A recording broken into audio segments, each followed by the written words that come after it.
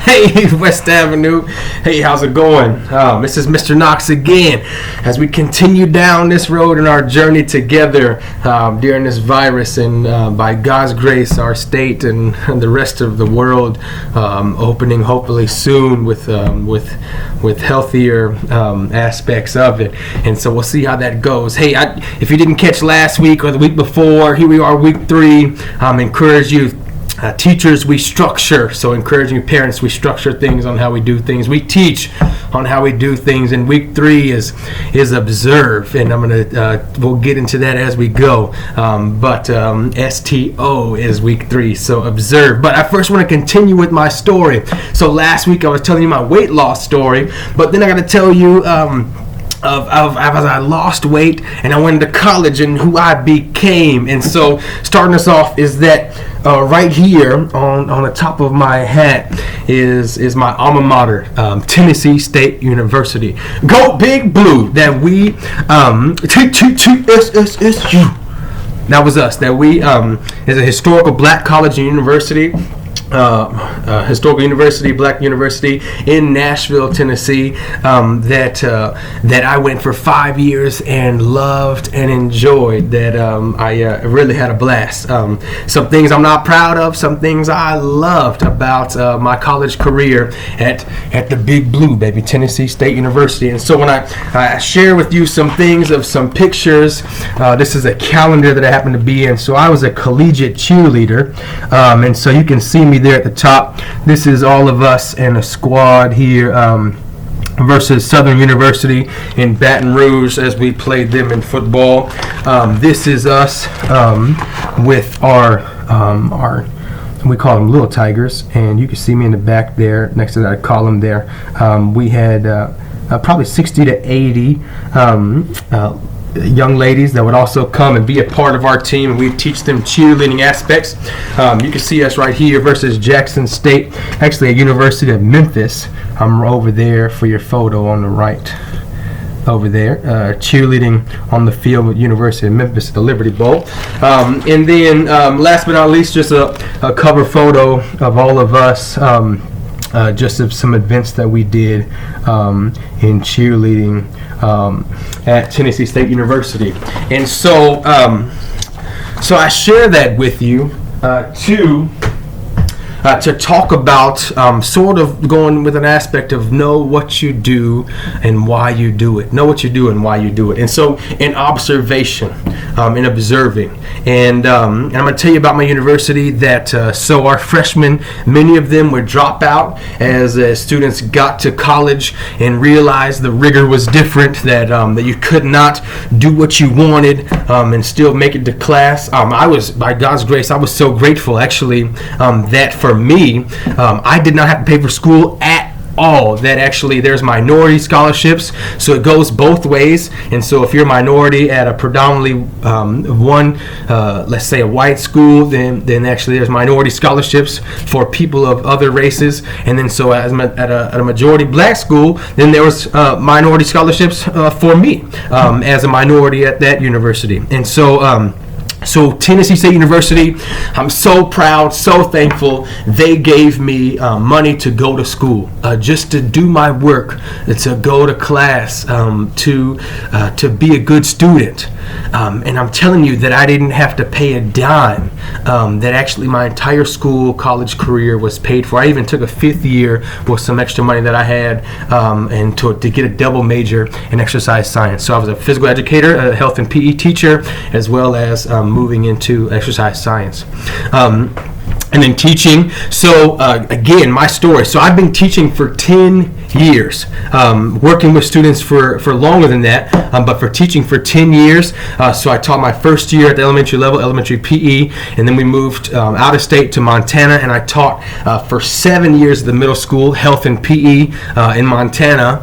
And then we moved back to Nashville for a little bit. I taught at a middle school there, and then we moved back to Montana. I taught at the high school there, with a dropout prevention program, where we got to do We got to do credit recovery. I got to do ISS. I got to do, we did our transitions class, which is where we helped students that were on the verge, or we just identified, that's an observation. We identified students that had a lot of struggle, that had a lot of need, based off of family events, based off of struggle in their life. And you can look at academically, attendance, all these different things, health-wise, any different things that you can look at, that the school systems look at to identify students that are most likely going to drop out.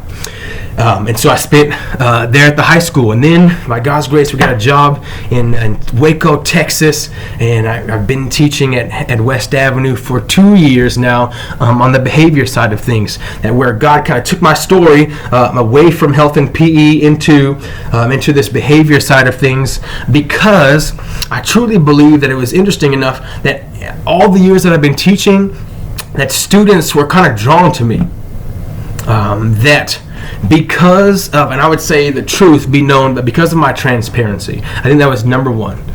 Because I would share my story just candidly. I would tell students who I am. I would be that way day in and day out. I'd practice what I preached. I wouldn't just, I'm not just the health teacher. Health encompassed so much, not just the physical aspect, but also the mental, also the social, everything for students at the middle school level. It was particularly for 8th grade. So I taught 8th grade, and that as I taught, students were drawn to me, all students, just so many. But the most ones that spent the most time were the ones from the highest need. It was amazing to me. And you guys, I would sit and just listen. That's what I would do. I would just listen to their stories, and because I think that they kind of sort of connected to my story. After I shared my story of going through some things in life, of me personally, then they were open to share their story. And I had kids after school, in between classes, just wanting to sit and hang out with Mr. Knox. I've gotten to do that for years.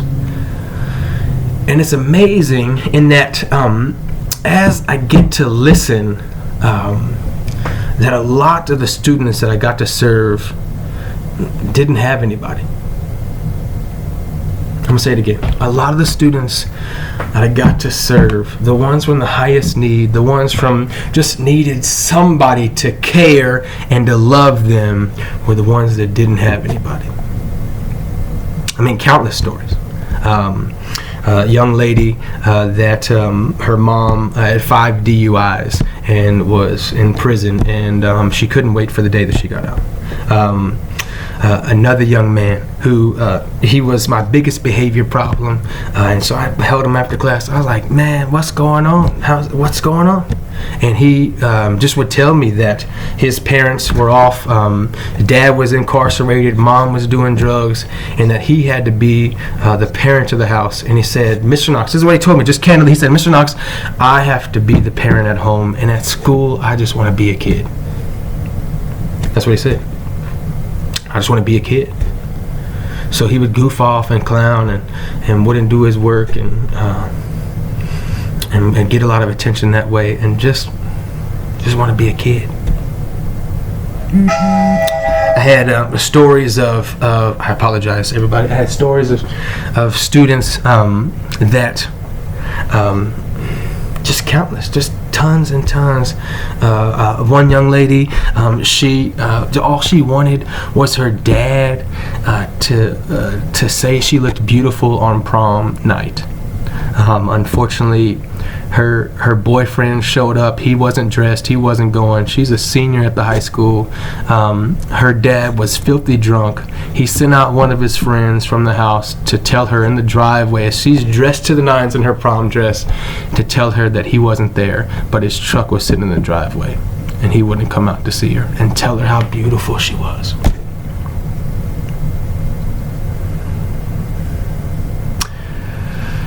I've got students at our school giving me hugs, telling me I love you. I tell them the same. Just looking for somebody.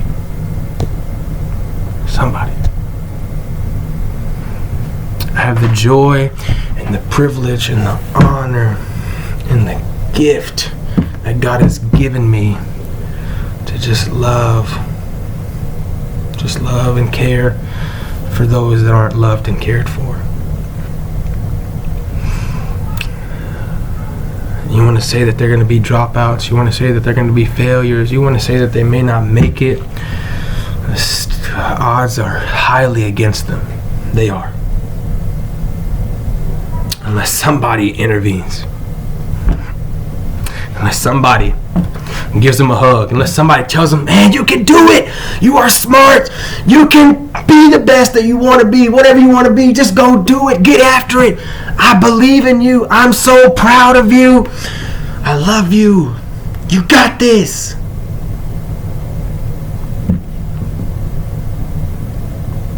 Parents, be those people. Because as I've observed, as I've sat back as a teacher for 10 years and observed those students that have the worst struggle, that have the, unfortunately, sometimes the biggest behaviors, that sometimes may or may not make it.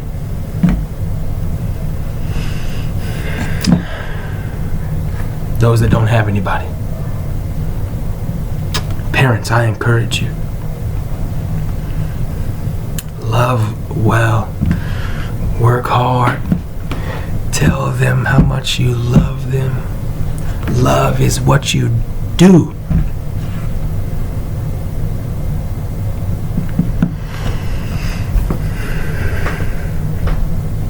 Tell them how proud you are of them.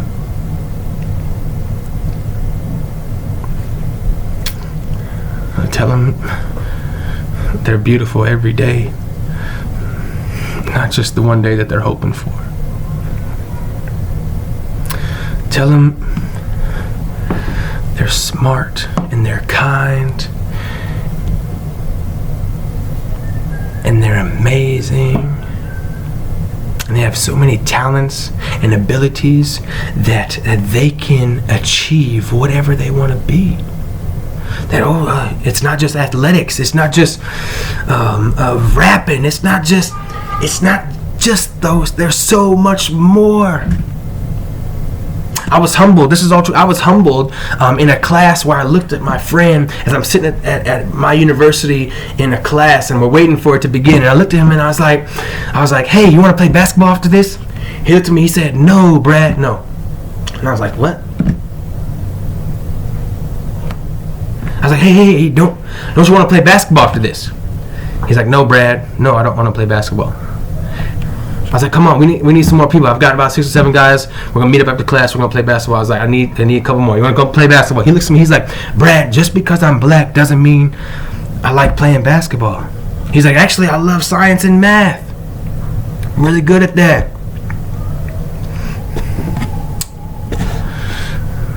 I was like, oh yeah. I'm sorry, man. I'm sorry.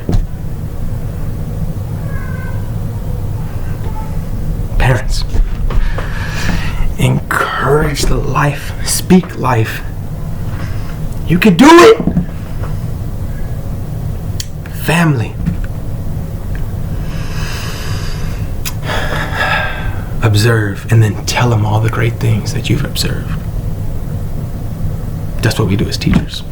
That's what we do. Parents, do the same. Look at all of it, everything that they give you every single day, and then give it back. Just tell them all the great things.